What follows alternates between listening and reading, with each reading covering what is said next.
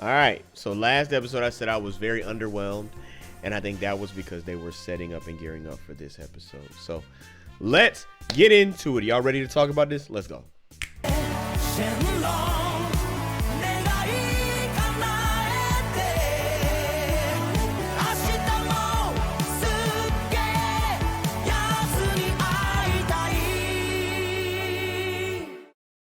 All right, this episode was entitled Gomah, and I think it's going to become clear why they entitled it that. I wish that they would do this thing where they would give us like backstories for these characters and stuff like that, like full like flesh outs, but that's not what this is.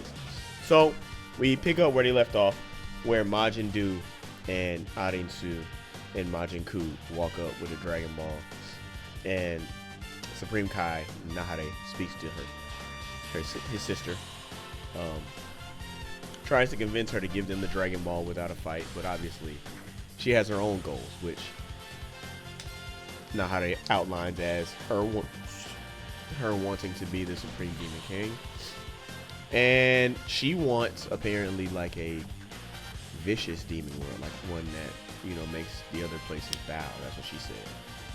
And he says it's a shame that she don't use her powers for good, which I think may be like a call to action for a possible change of heart for her. But I don't know, because to me it doesn't seem like the events of the series are leading in that direction. But we'll see. So she proposes that Majin Du and one of them fight in one-on-one bouts for possession of the Dragon Balls, winner take all, right? And she does something that I don't like. I'm gonna explain why here.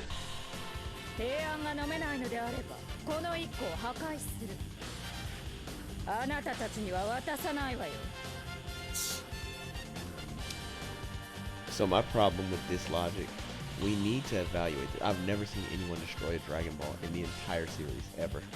I've never seen a Dragon Ball destroyed. Namek blew up. No, they moved. Never mind. The Dragon Balls moved, I'm sure. But still, I've never seen Dragon Balls destroyed, ever. What I thought was a cold moment was really just Goku getting ready to go fight. And Majin Ku gets ready to go, but Anis was like, nah, you ain't fighting. And then she asked Majin Du to fight, and he's happy to do it. And so they go. And so we get Goku versus Majin Du, which was, it wasn't a good fight to me. It was to me, it sported the weakest animation of any fight that has happened in Daima so far, right? And I think it was just to serve as a precursor to the fight to come, because they fight to what appears to be a stalemate before the big old gigantic, because I didn't realize how much bigger he had gotten, Gomah comes out and throws a blast out, effectively ending their fight and beginning his new fight, right? So Gomah pulls up, and nobody had seen him up until this point, right? So they start to put the pieces together. They see the little thing on his forehead. Everybody's like, oh my God, third eye. You know what I'm saying? They get scared. And of course, he makes a ring for them to fight in because he wants to test out his new abilities. Vegeta didn't want to give him that time, though. So Vegeta starts trying to box him right then and there, and to no avail. But I think it's funny that, like, a little bit that they're trying to play is, while he's fighting, he didn't know how strong he was, so he punched through a piece of his palace. And he's like, wait, no, my bad. Stop destroying the palace. And Vegeta's like, nope. But then, big, gigantic Gomah catch Vegeta with the clothesline. Vegeta always gets caught with a clothesline where he blocks it like this and then goes through stuff. I don't know why they do that to him, but that happens. And after Goku sees that, he says, everyone, let's go fight together. And I think that was big, because even in the show they said it, Goku's not one to normally say that. That's not his thing. That must mean that he knows that bro is a problem. And a problem he is. They are fighting him with everything. It seems like everything they have, going toe to toe. But he is just blocking and diffusing everything that they throw out and dishing out just as much. You know what I mean? I think that they could have done us a service by giving us a little bit of a understanding of how Gomah's powers work before this, so that seeing this would have just been an enhancement. You know what I mean? But there's one moment where even the Tamagami is joined in the battle, right? And so they have him. They have Gomah by the hands and arms. The Majin, everybody's fighting. They have him wrapped up. And it seems like he can't move, but he uses telekinesis to use the rocks to hit them all. Then Tamagami number 1 tries to shoot a blast at what appears to be point blank range.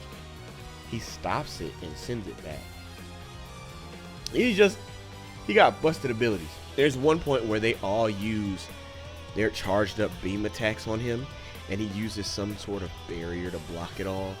And it's like he's so confident in this for someone who had never been able to use said third eye before. It's really nuts to me watching. And the barrier thing that he used looks like it absorbed their attack and allowed him to shoot it all back out, which to me was a very Broly-esque move, what it looked like. Knocking everyone out, and Vegeta asked for like a revival bug or whatever, but Goku had dropped him earlier and didn't notice. Vegeta falls out the sky, and Goku's about to fall too, but then Gomah catches him with his telekinesis. I thought that was so cold. I was like, why he the only one that get caught like that? Like, why you do that? And so he looks to deliver what appears to be a final blow to Goku. And it just seems like all hope is literally gone. I love this so much. This was so beautiful to me. Those of all of the characters that could have saved him, I just feel like it was fitting for it to be them. Something. Oh! To me it was just gorgeous. It was a beautiful moment. Majin Buu and Tamagami number 1 stop the blast, and they give Goku the time he needs to charge up into what we get to finally see. Aha! Show me something! Show me something! Yeah! Yeah! Thing.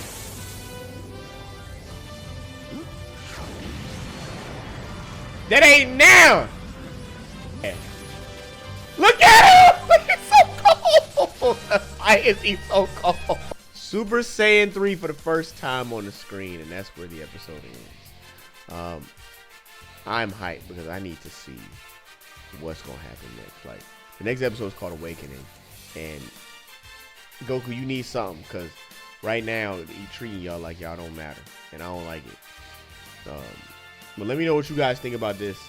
Are you hyped about episode is it 18? Yes. Yeah. Y'all hyped about episode 18? Please leave a comment if I missed anything, anything that I missed on as far as like even my opinions on certain stuff that took place. Like, I thought it was dumb that Haibisu didn't want to talk about the belt and the eye. The eye was clearly on the forehead. And it was like, why would I want to, like, stop acting stupid. Stop acting so indifferent with everything that you don't realize that you put us in danger. You know what I mean? But it's been Comics Corner. I'll see you guys in the next one, all right? See you.